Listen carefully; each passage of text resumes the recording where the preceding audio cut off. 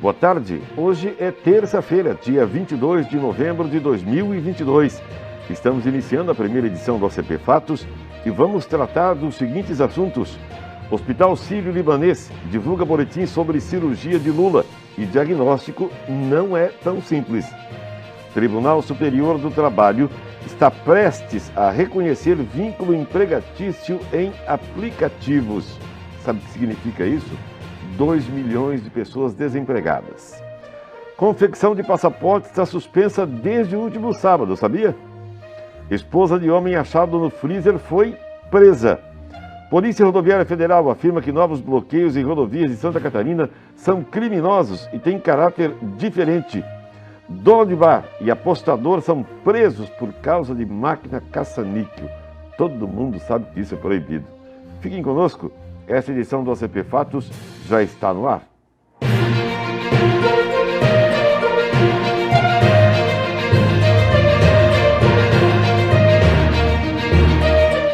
Apesar de afirmar a ausência de neoplasia, que define uma lesão que pode ser maligna, o boletim médico do Hospital Sírio-Libanês, divulgado na manhã de ontem, indica a existência de leucoplasia da prega vocal esquerda do presidente Lula. Ele que foi submetido a uma cirurgia no final de semana que passou. Leucoplasia é definida como uma mancha ou placa branca com bordas irregulares, firmemente aderida a uma mucosa, geralmente na boca, como acontece com Lula. Trata-se de lesão pré-maligna, geralmente causada pelo tabagismo ou pelo etilismo, ou seja, cachaça em excesso. E quando aumenta de tamanho, possui de 70% a 100% chances de se transformar em um carcinoma de células escamosas. Quando não aumenta de tamanho, a chance de se transformar em câncer cai de 3% para 15%. Todas as leucoplasias deveriam ser tratadas como lesões pré-malignas por dentistas e médicos, independente de serem proliferantes ou localizadas de acordo com especialistas. Mesmo que a leucoplasia esteja regredindo, nenhum tratamento previne sua reincidência ou transformação maligna. Todas leucoplasias exigem biópsia para análise histológica. No boletim médico que foi divulgado pelo Sírio-Libanês, diz o seguinte: o presidente eleito Luiz Inácio Lula da Silva deu entrada ontem no Hospital Sírio-Libanês para a realização de uma laringoscopia para retirada de leucoplasia de prega vocal esquerda. O procedimento mostrou ausência de neoplasia. Ele teve alta e foi acompanhado pela equipe médica coordenada pelo professor Roberto Calil Filho, Arthur Ketz, Rubens Brito, Rui Imamura, Luiz Paulo Kowalski, Luiz Francisco Cardoso, e diretor de governança do hospital, e o doutor Ângelo Fernandes, que é diretor clínico do hospital. Muito médico, né? Se fosse uma pessoa comum, não teria. Lesões leucoplásicas são encontradas entre 1 a 5% da população mundial, de acordo com estudos científicos. É encontrada com maior frequência em adultos entre 40 e 75 anos de idade e são 2 vezes mais comuns em homens. A incidência é muito maior entre fumantes e etilistas, ou seja, quem bebe muito. O consumo do tabaco e do álcool, simultaneamente, é o principal fator de risco para desenvolver a leucoplasia. A prevalência é maior em países com elevado consumo de álcool e tabaco, como a França, a Rússia, e muito menor no Oriente Médio, onde se consome pouca bebida, até porque é proibido, né? Olha isso aqui. Ministros do Tribunal Superior do Trabalho estão na iminência, ou seja, quase cometendo um erro judicial que depois lamentarão. Eles querem ratificar o entendimento absurdo de vínculo empregatício dos trabalhadores de aplicativos autônomos que receberam do Uber, por exemplo, iFood e outros tantos aplicativos, a chance de ganhar a vida ou complementar a renda. A tendência do plenário do Tribunal Superior do Trabalho é confirmar decisão da sua terceira turma ao custo de inviabilizar os aplicativos e vai eliminar 2 milhões de postos de trabalho no Brasil e prejudicar milhões de usuários. Aplicativos não empregam motoristas ou motoboys, só os colocam em contato no horário que escolherem trabalhar com quem deseja o serviço. Perderão o ganha-pão quase 500 mil motoboys que ganham a vida com aplicativos do tipo iFood, de entrega de produtos. A decisão do Tribunal Superior do Trabalho não vai criar, e sim eliminar empregos. Pioneiro, o Uber, por exemplo, que é o mais antigo aplicativo do Brasil, registra hoje prejuízos bilionários e deve ser o primeiro a deixar o país. Os desocupados, com uma decisão dada como certa no Tribunal Superior do Trabalho, equivalem à lotação de quase 30 estádios do tipo Mané Garrincha, lá de Brasília, que cabe 72 mil espectadores. É muita falta do que fazer, né? Olha, e a Polícia Federal está informando que está suspensa desde sábado a confecção de passaporte, viu?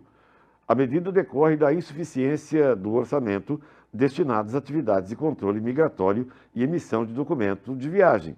O agendamento online do serviço e o atendimento nos postos da Polícia Federal continuarão funcionando normalmente. No entanto, não há previsão para a entrega de passaporte solicitado por enquanto ou enquanto não for normalizada a situação orçamentária. Usuários atendidos nos postos de emissão até o dia 18 de novembro receberão os passaportes normalmente. Informa ainda que os demais serviços prestados pela Polícia Federal não serão afetados. A Polícia Federal acompanha atentamente a situação junto ao governo federal para o restabelecimento completo do serviço. As perguntas mais comuns, e a gente vai ajudar você aqui a entender, dos usuários são as seguintes. Por exemplo, já fui no posto da Polícia Federal fazer o meu passaporte. Ele será entregue na data prevista? Sim. Todos aqueles que foram atendidos nos postos de emissão até o dia 18 de novembro receberão seus passaportes normalmente. Uma outra pergunta. Já fiz o pagamento da taxa, vou receber o meu passaporte? Se você fez o pagamento da taxa, mas ainda não compareceu ao agendamento, não há prazo para a entrega do passaporte. Uma outra pergunta. Os postos da Polícia Federal ficarão fechados? E o agendamento online? O agendamento online do serviço e o atendimento nos postos da Polícia Federal continuarão funcionando normalmente. Aí a pessoa pergunta, tenho uma emergência, os passaportes de emergência serão emitidos? A emissão do passaporte de emergência segue normalmente. Para quem não sabe, o passaporte de emergência é concedido àquela pessoa que, tendo satisfeito todas as exigências para a concessão do documento, necessite para uma viagem de urgência e não pode comprovadamente aguardar o prazo de entrega.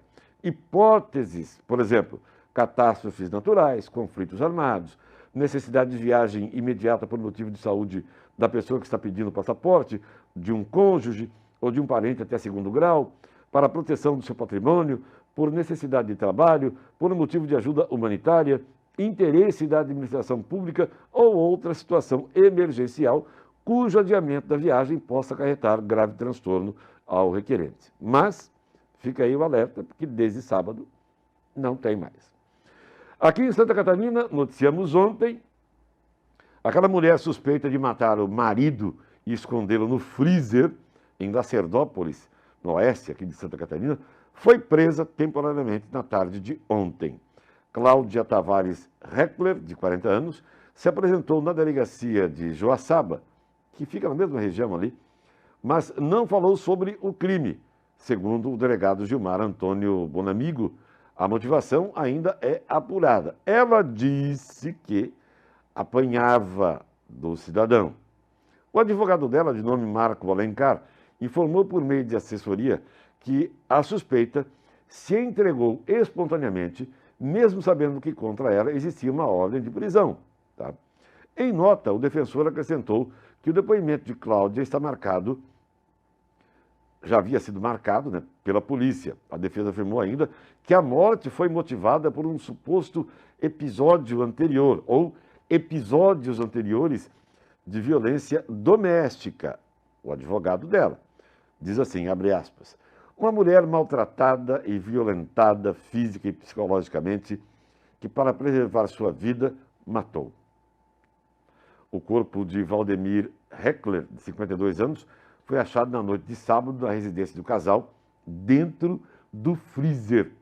Segundo a polícia, 3 dias após comunicar o sumiço do marido, a mulher foi à delegacia prestar depoimento. Na ocasião, ela disse que o homem havia sumido, etc. e tal, e ela não era considerada suspeita. Mas ela havia apresentado ao delegado, sem comentário, o delegado notou que ela estava com lesões pelo corpo, que possivelmente seria de uma luta corporal. Ela havia concordado em fazer exame de corpo de delito e liberar a casa para que fosse feita uma perícia. Mas ela fechou a casa como nunca antes, segundo vizinhos, e sumiu. E a polícia, no sábado à noite, então, encontrou o corpo dentro do freezer. Numa entrevista que ela deu uma entrevista, se você quer saber, para um colega jornalista ali do Oeste de Santa Catarina, e ela disse que matou o sujeito utilizando-se de medicamentos que eram pertencentes ao sogro, que já havia falecido, mas que ficou na casa, uma espécie de calmante, deu para o marido, sufocou ele com um saco plástico na cabeça e acabou matando o sujeito. Tá?